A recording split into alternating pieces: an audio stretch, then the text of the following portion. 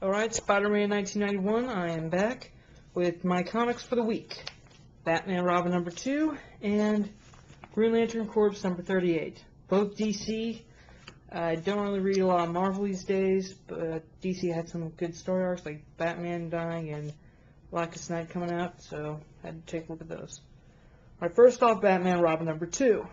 It's getting better by Grant, by Morrison and Whitley. They're doing a good job. Story starts off with like Dick feeling sorry for himself, and you can notice the Robin emblem right there. Alfred's asking what happened. He explains with the appearance on the police station rooftop, and Commissioner Gordon and some of the other cops are talking, saying that Batman's a little shorter, but Gordon somehow knows that. He says he sounds familiar and that he's seen Damian before somewhere. Now, pretty much, a guy busts in saying he's on fire, but really he's a pyrokinetic, which is someone who has fire manipulative powers. I think that's what they're called, pyrokinetics. Alright, and then there's a fat guy coming out who's also in league with the same circus gang. So now they're starting a ruckus, and Batman and Robin show up in the nick of time to help out, and they're both starting to fight off the henchmen and stuff. Damian's getting a little violent. Alright, Batman's fighting. Damian's getting a little violent. And during the fight, though, Damian's getting a little more violent. Like, he throws batarangs in the fat guy's arms and stuff. And Batman's still dealing with the pyrokinetic, while Damian's like really close to really hurting them. Yeah, I know the bucket on the head and the staff doesn't look too bad, but I'm just saying, you know, he's getting really close to actually hurting someone. I mean, he does state that he promised Bruce that he wouldn't kill, but he still is going to go into a really deep hurt, like really bad, like maybe hurting them too much. So Bruce and Dick is yelling at him that he's supposed to listen to him and stuff, but Damian's not saying. He's just saying he's an impersonation. And eventually he says he doesn't respect Dick, and he just takes off looking for the circus gang. And Dick's feeling really bad, like that. It's not just Damian, it's Gordon and the policeman that they're looking at him. No one believes he's Batman. They're all seeing him as just some impersonator. And Alfred starts to make him feel a little better by saying that, you know, this isn't his Batman, shouldn't be a memorial, it should be a performance. And he's saying that Batman's a great role and that he should play it to his strengths. And that everyone's waiting for the hero to take his stage. Dick figures out where the policemen are, and he figures out where the circus gang is, and then he starts to go out feeling better about himself. Damian finds the old circus, and apparently he finds a hostage who's the little girl from, if you've read last issue, then that's her. And then all of a sudden, classic Batman and Robin goes alone, and he gets mauled. Well, he gets ambushed and then kidnapped and stuff, you know. Oh, and Dick's got a new ride, and the Bat ATV, I guess. And we got a few more previews. Batman and Robin number 2 is good. It's a 3-part story, so this is the climax, turning point and stuff. It's starting to go. I mean, issue 1 was just the upward. This is the downward. It was pretty good. I gave it a 9 out of 10. You know, it seems to end. We'll probably end with Robin having a bit more respect for Damian and Batman giving him a little more respect. Alright, Green Lantern Corps number 38. This was a good one. Where last left off, the giant battery cover surrounding Oa was shattered.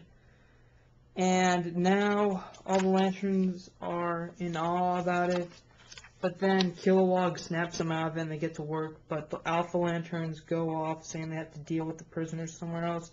And there's a short snippet between Guy Gardner and Kyle Rayner about how they don't trust them. Meanwhile, Saronic Natu deals with the fact of being deals with the revelation of being Sinestro's daughter, just by trying to remove the, right here, the marker tracker that Sinestro put on her when she was a little girl, so that she won't be reminded of him, but she can't get it off, so it's just gonna be a reminder of how much she hates him. Meanwhile, so that's pretty much concludes the whole who's your daddy, Sinestro's daughter story. And meanwhile, the Sodom Yat Aish Arisa story arc continues with her leading the Daxamites against the remaining Sinestro Corps and Mongol, forcing them to retreat. That's all we get. This shot is just all we get of that story. The Guardians return, seeing Oa exposed. Everyone's cleaning up. Then Salak points out to Kyle Rayner that Alpha Lantern energy is being released inside the building somewhere. They find out that the Alpha Lanterns are executing all the prisoners by order of the Guardians. They're starting to, and then that just makes Guy and Kyle furious that they're going to do, and that they're just killing off all the prisoners. And Kyle and Guy actually stand up for the ones who actually helped out during the fight, during the prison break, that they promised them some leniency. And the Alpha Lanterns are just getting back by saying this is an order, you cannot defy the Guardians and stuff, and that it's better that they die, and that they forfeited their existence when they killed. Guy and Kyle are being furious about that they should all have a trial and stuff, due process. And then the Guardians show up, and they decide to make the execution public, since that's kind of what Kyle and Guy said earlier. And now they're dealing with this by saying that they don't have to keep following this whole killing off every prisoner rule, like where are you leading the corpse into? And the Guardians, and it concludes with the Guardians sending Kyle and Guy back to Earth. Then they order the Alpha Lanterns to execute all the prisoners except Kanjaro and Balfunga, who helped out during the prison break. And the last shot of the issue is a bunch of Black Lantern rings going across the universe searching for hosts. Alright, well, I gave this a 9 out of 10. It was good. I like Green Lantern. The Green Lantern stories nowadays are getting better because of Blackest Night and stuff. And, well, I will give it a 10 out of 10 if it, couldn't have gotten a little more into that whole Daxam story. I mean, I needed more than just a shot of, just Daxam, Yellow Sun powered Daxamites pounding the Sinestro corpse, and just Mongol saying we need to retreat. Could have gotten a little more into detail, but I think that'll come up maybe next issue. Well, pretty much the story was good. I can't wait to see Blackest Night, which is coming out in 2 weeks. I hope to get that soon. That's pretty much it for my comic portion. Just Batman, Robin, and Green Lantern Corps. Those are the 2 issues I got this week, so, they're pretty good. Go out and get them. I guess that's all. Spider-Man 1991, signing off.